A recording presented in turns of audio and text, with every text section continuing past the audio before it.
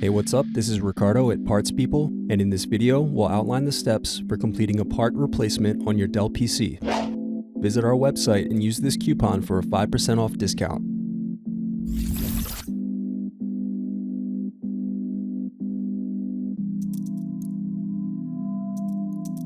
First, unscrew and remove bottom base.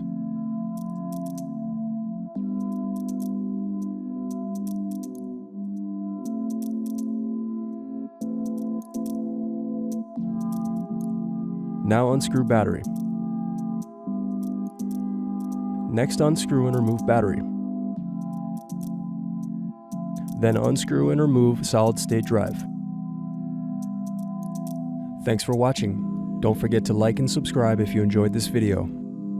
And if you need more, check out this playlist to watch other tutorials for your laptop. You can also click here to find parts for your laptop at partspeople.com.